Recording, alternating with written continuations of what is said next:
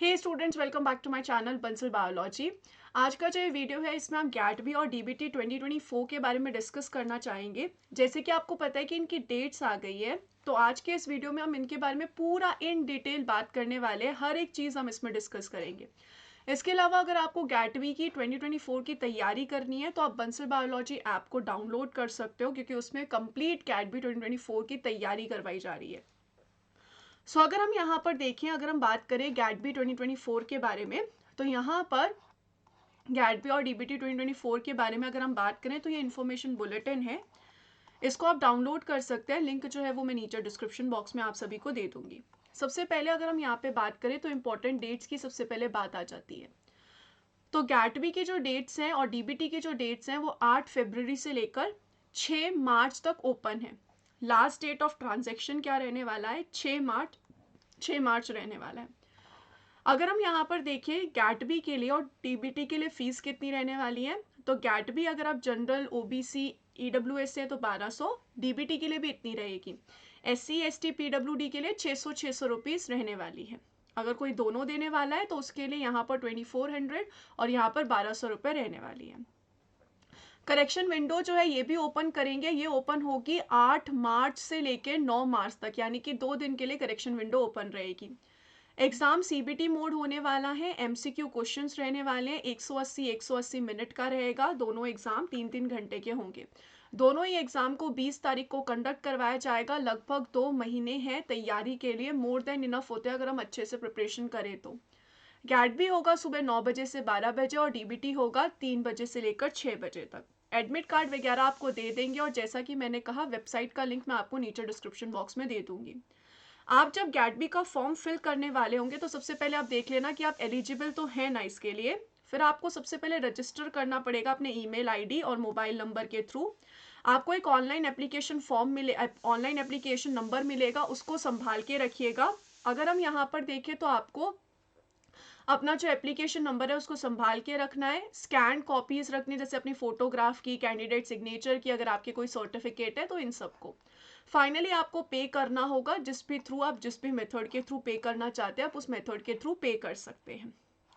अगर हम यहाँ पर नीचे जाएं, नीचे और बात करने की कोशिश करें तो ये एनटीए के बारे में बता रखा है कि एनटीए डीबीटी और गैटबी का जो एग्जाम है वो कंडक्ट करवाता है। इसके अलावा ये रीजनल सेंटर फॉर बायोटेक्नोलॉजी के बारे में बताना चाहते हैं, जो कि यहाँ पर बेसिकली एनटीए के साथ कंडक्टिंग बॉडी है जो कि इन एग्जाम्स को कंडक्ट कराता है। अगर हम यहाँ पर सबसे पहले बात कर लें गैटबी के बारे में, तो गैटबी जो है वो एक ऑल इंडिया एंट्रेंस एग्जामिनेशन है जो कि यहाँ पर किया जाता है पोस्ट ग्रेजुएशन कोर्स में। जिसको लेना है एडमिशन उनके लिए बेसिकली होता है। बहुत सारे इंस्टीट्यूट और यूनिवर्सिटीज़ जो टॉप इंस्टीट्यूट, टॉप यूनिवर्सिटीज़ हैं, वो इसका पार्ट होती हैं। अगर हम यहाँ पर आगे देखें तो पोस्ट ग्रेजुएशन आप कर सकते हो एमएससी बायोटेक्नोलॉजी और अलाइड एरियाज में, एमटेक बायोटेक्नोलॉजी में, एमएससी एग्रीकल्चर बायोटेक्नोलॉजी में, एमवीएससी एनिमल बायोटेक्नोलॉजी में आप कर सकते हैं। इसके अलावा अगर हम यहाँ पे बात करने की कोशिश करें तो गैटबी का जो 2024 का स्कोर होगा वो सिर्फ उन्हीं स्टूडेंट्स के लिए वैलिड है जो 2024-2025 में एडमिशन लेना चाहते हैं। अगर हम यहाँ पर देखें तो आपको स्टाइफंड भी मिलता है, जो कि एक बहुत अच्छी बात है। एक एमएससी के दौरान आपको स्टाइफंड मिल रहा है, that is very very good thing. अगर हम यहाँ पर देखें तो MSc biotechnology and allied areas वाले को 5000 रुपये पर मंथ मिल रहा है। एमएससी एग्रीकल्चरल बायोटेक्नोलॉजी को 7500 रुपीज़ पर मंथ मिल रहा है और एमटेक एमवीएससी वालों को 12000 रुपीज़ पर मंथ आपको स्टाइफंड मिल रहा है, जो कि एक बहुत अच्छा खासा स्टाइफंड रहता है। अगर हम यहाँ पे आगे चलने की कोशिश करें तो इन्होंने रिजर्वेशन पॉलिसी वगैरह ये सब गैटबी से रिलेटेड बता रखा है। काफ़ी सारे स्टूडेंट्स जो है कैंसलेशन और फी रिफंड के लिए भी पूछते हैं, तो यहाँ पर है cancellation and fee refund policy will be done as per the institutional admission and selection norms. तो जो भी अगर आपको कहीं पे एडमिशन कैंसिल करना है वगैरह करना है तो वो सब जो है इंस्टीट्यूट के हिसाब से होगा। ऐसे ही जो ट्रांसफ़र पॉलिसी होगी, बाद में ये होता है कि किसी एक जो कॉलेज है उसमें एडमिशन ले लेते हैं बच्चे और उनको किसी और में मिलता है तो बोलते हैं हमें इसमें जाना है, तो ये भी इंस्टीट्यूट डिसाइड करेगा। अगर हम यहाँ पर आगे चले तो आगे यहाँ पर किसके बारे में बात करी गई है? आगे यहाँ पर डीबीटी के बारे में बात करी गई है, जिसके बारे में हम नेक्स्ट वीडियो में देख लेंगे। अगर हम यहाँ पर एलिजिबिलिटी क्राइटेरिया देख लें गैटबी 2024 के लिए, तो गैटबी 2024 के लिए जो एलिजिबिलिटी क्राइटेरिया रहने वाला है वो यहाँ पर क्या रहेगा, हम ध्यान से देखते हैं। अगर आपको गैट-बी 2024 का एग्ज़ाम देना है तो ये बहुत ज़्यादा इम्पॉर्टेंट है कि आपके पास यहाँ पर क्या है, candidates who either appeared or due to appeared in the final exam their qualifying degree are also eligible for GAT B. तो आप अपने फाइनल ईयर में हो तो भी आप अप्लाई कर सकते हो, और अगर आपने बैचलर्स कंप्लीट कर ली है तो भी आप अप्लाई कर सकते हो।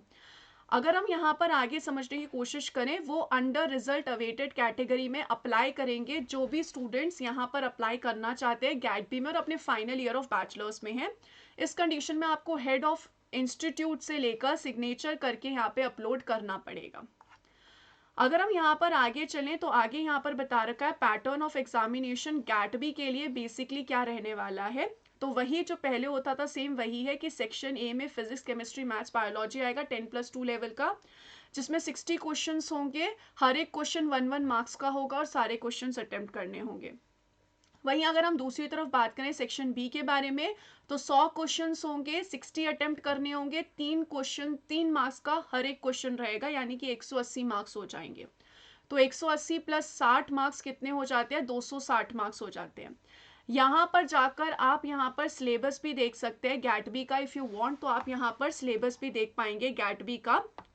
तो अगर हम यहाँ पर गैट-बी के सिलेबस पे भी देखने की कोशिश करें तो गैट-बी का जो सिलेबस है वो पिछले बार के जैसा ही है, जिसमें बायोमोलिक्यूल्स है, सेक्शन बी में वायरस है, प्रोकैरियोटिक यूकैरियोटिक सेल कल्चर है, molecular structural genes and chromosome है, immunology, bioinformatics, restriction and modification enzymes, totipotency. तो लास्ट ईयर जैसा ही सिलेबस इस बार भी रहने वाला है।